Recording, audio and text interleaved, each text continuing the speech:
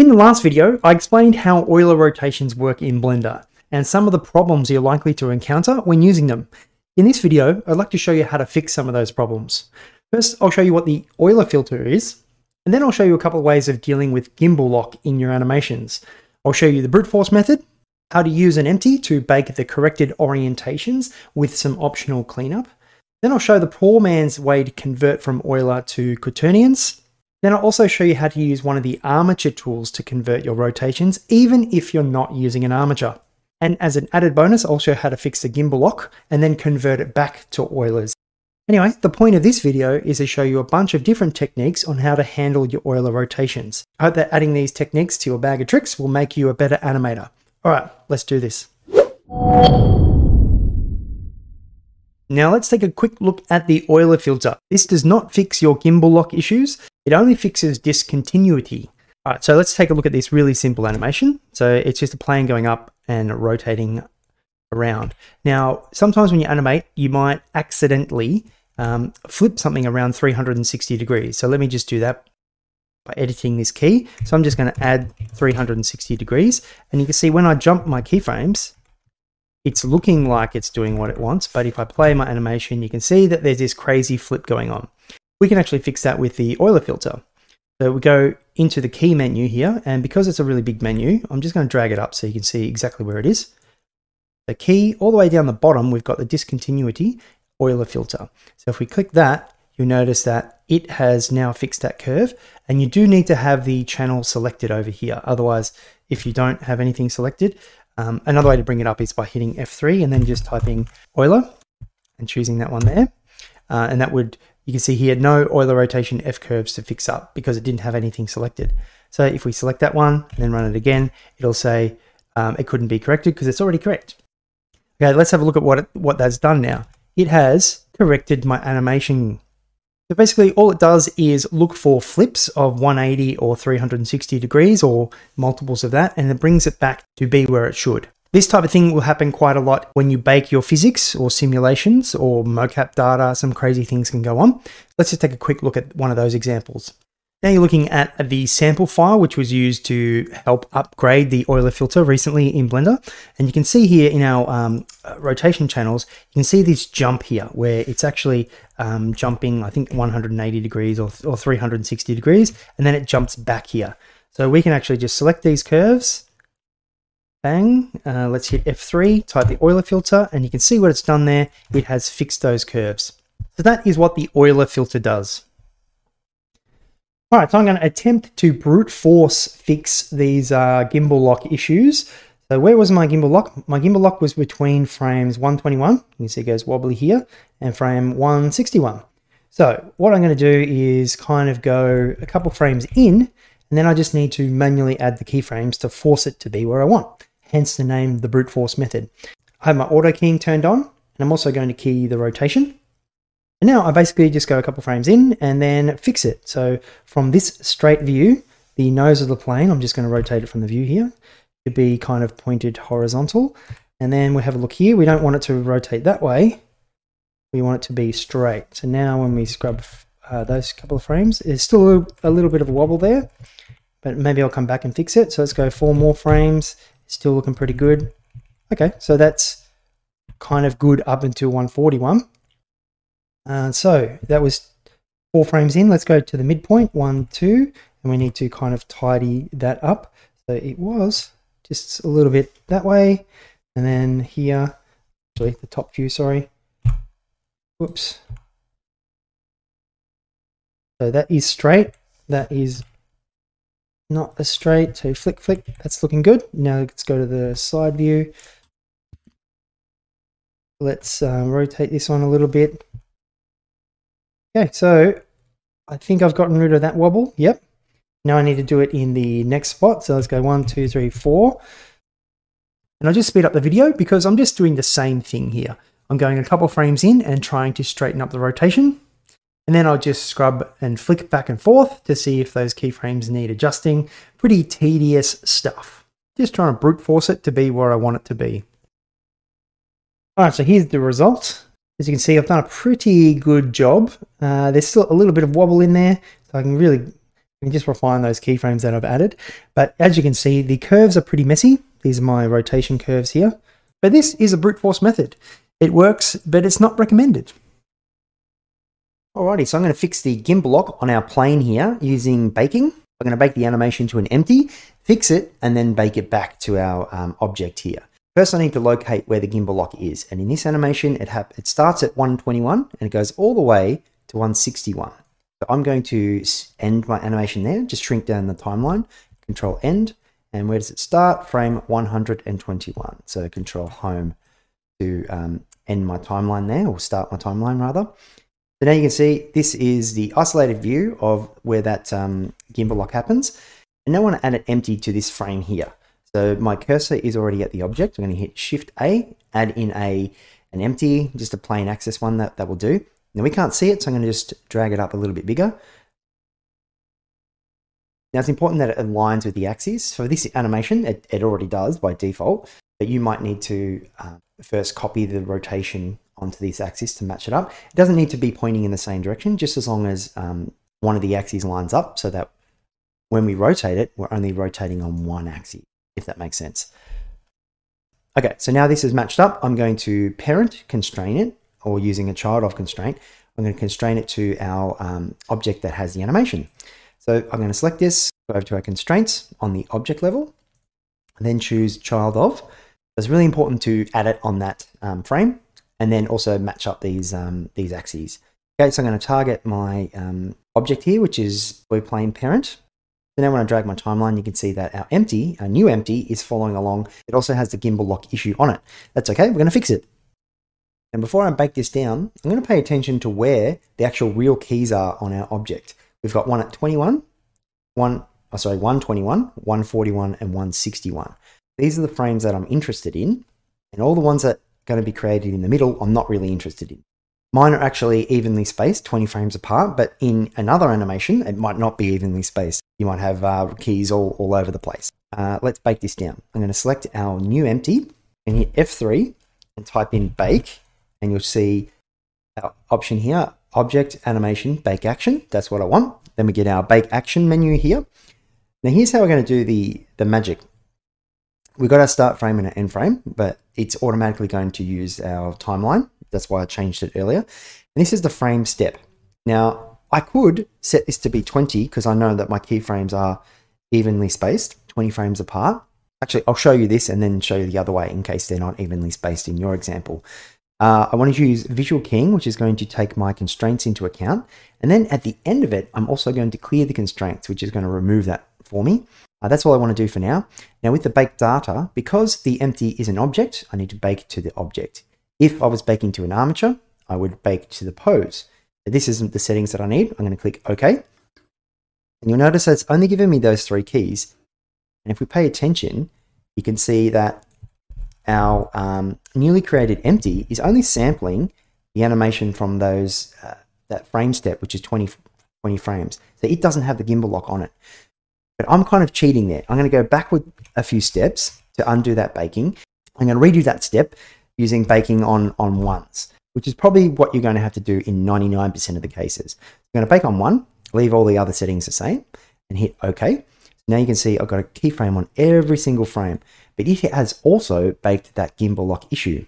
But as you remember, we can actually just delete anything that wasn't already a real key. So I'm just going to change to the action editor. So I'm only looking at that one object. So that was frame 121, 141, and 161. So I can select those frames and then invert the selection with Control I. And that's selected all those in-betweens, delete them. And there we go. We've got nice clean data again. So now we're going to scrub this and you can see that our empty is actually just rotating without that gimbal lock. Excellent. So what we're going to do is we're going to reverse this constraint. Select our plane now. We're going to add a child of constraint. I'm doing it on frame 121 where they match up to the start of the animation. I'm going to select this, target my empty now, which is what I want. And you'll see that when I scrub this now, something really weird's happening with the plane. We've got this double rotations going on. So now what we need to do is actually just temporarily disable any of the rotations on our plane so we only get the animation from our empty. We can do that by clicking down here and just disabling them.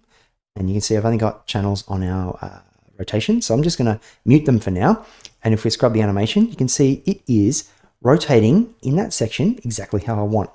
Now it's time to bake, but I don't want to bake from frame 121. I'm going to go one frame inwards and go to the end and one frame back from that. And that's because I want to keep this frame and this frame exactly the same and only edit all the stuff in the middle. All right, so let's bake this. I'm going to bake this constraint. We're going to type F3, hit enter again.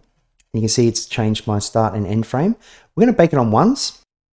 We're going to use visual keying, which is going to take our constraint into consideration. And then we're going to clear our constraint, which is make one less step for us.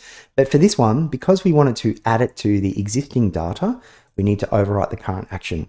And remember, if we're using an armature, we need to use pose. But for this, it's actually an object. I'm going to choose object and hit OK. Now you can see it has baked it and it's removed that constraint. But it looks like I've broken it, but I haven't. It's just because this data is disabled. So now when I re-enable it, you can see that it is doing what I want in that section. And if I select our empty here, this is our empty, I can actually delete that because I don't need it anymore. And you can see that I have fixed my gimbal lock issue. Now, to show the whole animation, I'm just going to reset this back to what we want. And show you, play this animation, and you can see no gimbal lock.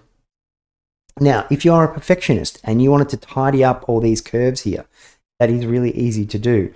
Because in the baking action, it added the locations and the scale, which I don't need for this example. I might need them in a different animation. And I can also jump into the curves and try and clean this up. Let's have a look at what's happening. Oh, actually, one thing that I could have done in this bake action here, there is this clean curves option, which would have done some of this step for me, but I'll just do it manually. I'm going to look at what's actually happening in our channels here. You can see that our red channel kind of jumps up, stays flat that whole time, and then jumps to the new value over there. And our blue channel, our Z channel, is doing the same thing. So, whoops, I'm just going to select all those keys in the middle, except for the first and the last one, which I need, and I'm just going to delete them. That has cleaned it up. Now let's have a look at what's actually happening with our Y curve here. This is blending down there nice and smooth. So I'm going to do the same thing. I'm going to select these guys, delete them, and because of my automatic handles, that's actually going to keep the same tangents. So you can actually see I fixed my gimbal lock and I've tidied up all these extra keys, which I didn't actually need. Boom. There we go. That's how you would bake the animation down to an empty, fix your gimbal lock, and then bake it back. Plus with the added step of cleaning your curves there. All right, so now I'm going to show you the poor man's way to convert from any current Euler rotation order over to quaternion.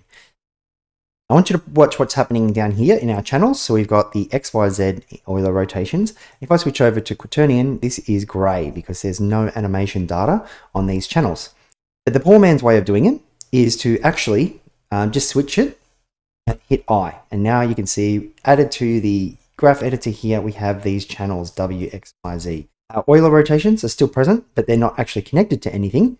You'll notice when we scrub this, it's no longer moving. But if I change this back to XYZ, you'll notice that we've got our animation back.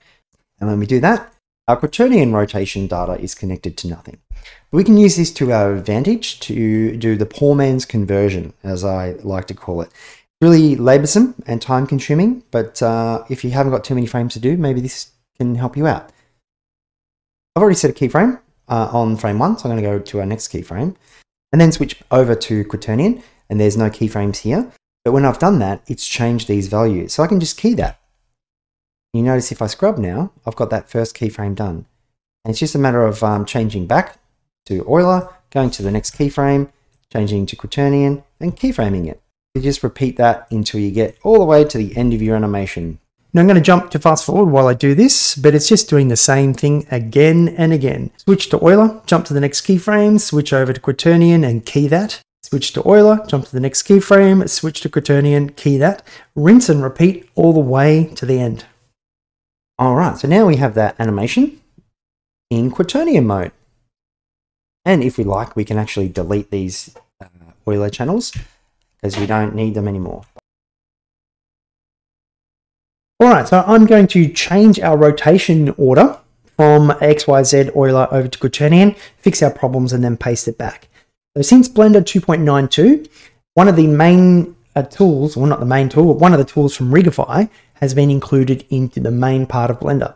And that is a tool that can convert rotation modes. However, it only works for armatures. So in this section of the video, I'm going to show you how to get it to work for objects. So here's my object. I want to add in an armature, seeing as it only works on armatures. So Shift A, add a single bone armature. And we can't see what we're doing, so let's fix that. I'm going to go to Viewport Display, turn on In Front and Axes. Now since Blender 2.93, you can actually change where this bone is displayed, or the axis of the bone. The new default is at the head, but in older versions of Blender, it was at the tail here. I'm going to leave it at the head, which is the new default, and excellent in my opinion. Okay, the next thing is I'm going to align this bone in edit mode so that our axes match the axes of our object. Let's jump into edit mode, select our bone, oops, and then rotate it 90 degrees this way. I'm going to scale it bigger. The size doesn't matter, but this is just so you can see a little bit better. And now you can see all the axes are aligned with our object. Okay, this is great. Let's jump over into pose mode.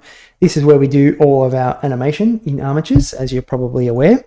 And by default, it starts out at quaternion. This is not what we want to start out with. We need to choose the same rotation order as our object, which was XYZ Euler. So let's do that. And then we need to add in a keyframe to have somewhere to paste our data. So I'm just going to hit I over the rotation channels here. And then I'm going to go about copying our rotation channels. So here I'm going to select our object again. This is where our animation is. And I'm going to select all these curves and hit Control C. That is all my rotation curves. And then just paste it on the object on the bone level. So in pose mode, just down here in the graph editor, Control V, and I have pasted that data. You can see our bone is now doing what our plane is doing. Now, why did I do this? And that is because our armature has this tool up here to convert rotation modes up in the pose menu. If you're lazy, you can also just hit F3 and type convert, choose it there. Then we get this menu pop up. We want it to only affect the selected bones. It doesn't matter if we choose all because there is only one bone, but we do need to make sure that we only affect a single action and not all the actions in the scene. Otherwise, we're going to break things. And here is our option to what we want to convert it to. So it's starting out as XYZ Euler, and I actually want to convert it to quaternion. Now, a note before we go any further, if you wanted to change from one Euler rotation to another order, you can't just do this straight up. There's a bug at the moment where it doesn't actually work correctly. You actually need to go to quaternion and then change it to the new Euler rotation order. So I have reported this, hopefully it gets fixed soon, but just in the meantime, if you want to change from say XYZ to YZX, for example, you have to go to quaternion and then change it to the next one. So you just need to run it twice. Anyway, I want to change this to be quaternion and then choose OK. And you can see what it's done is it now has actually removed those XYZ Euler curves and switched over to quaternion. Now we can paste this data, this new converted data, back onto our object. So I'm going to make sure they're all selected. Actually, I'm going to go to the first frame, something I always do. So when you copy it, it's copying it from that position. Then select our object and switch over to quaternion. At the moment, there's no channels that it can paste to. So I'm going to hit I, so we have at least one keyframe there. And then paste it down here with Control V. And now it's going to paste it to the right channels. We can delete these XYZ Eulers, so just X to delete them. And you can see that our plane now has that new quaternion data on it. It might look like it's got gimbal lock on it, but that's just the overshoots of our handles here. I'll go on to fix that in a moment. But now, if that's all that you wanted to do, if you wanted to switch over to quaternion, I've now done it. You are finished with this armature. You don't actually need that anymore. But I'm going to go one step further, and I'm going to fix the gimbal lock issue between 121 and 161. But if you notice, it looks like it has gimbal lock, but this is, as I said, this is the overshoot on our handle. So I'm going to select these guys here. I'm going to change the interpolation mode. So let's just zoom in here so you can have a good look. Select those keys again. I'm going to change these ones to be linear. So I'm going to hit T for interpolation type, change it to be linear, and then it's going to rotate without that wobble. It's still going to wobble in the other places here. I'm not worried about that because I know that that's not an issue when I change it back. But I am going to go to one frame in and then keyframe it, and one frame from the end and keyframe it. Now you notice it's still going very linear in that section, and I actually want it to slow out. So I'm going to jump to the side view, which is the front here, and I'm actually just going to drag it back so it slows out a little bit. So yeah, you can see it slows out, speeds up, and then just add a little bit of cushion in, or slow in at the end there. So now it has some slow in and some slow out at the start and the end, but all this middle bit is still linear. I'm not worried about that, because when I convert it back, my handles are going to be automatic and it'll have those nice tangents again. But I did need to add that slow in and at the start and the end. So I want to convert back to our XYZ Euler with these little fixes on there. So I'm going to unhide my armature here, and I still have my plane selected. I'm going to select all the keyframes, hit Control C, and then paste that new data, make sure we're in pose mode, back onto the bone. And if you've edited the timing and all that, what you can do is just select all your keyframes here and delete that. So you're just starting with one keyframe. So you still have the channels to paste to, and then hit Control V. And this is our amended data. There you go. Let's run our conversion. Convert from quaternion. We'll bring it up here so you see a little bit better. From quaternion over to XYZ. Run OK. Let's select these. Copy. Jump over to our object here. Change it to XYZ. Add some keyframes so it's got somewhere to paste to, and then paste it. Control V. I'll just hide my armature. We can get rid of it if we want. We don't actually need it anymore. You can see I fixed it. Plus, I still have the nice slow ins and slow outs over here. And I don't have to worry about that gimbal looking issue that was in the quaternions. So there you have it. Hopefully you find some of these techniques useful. I think if you add them to your bag of tricks, it's going to make you a much better animator, because you know how to handle Euler rotations and everything that they can throw at you.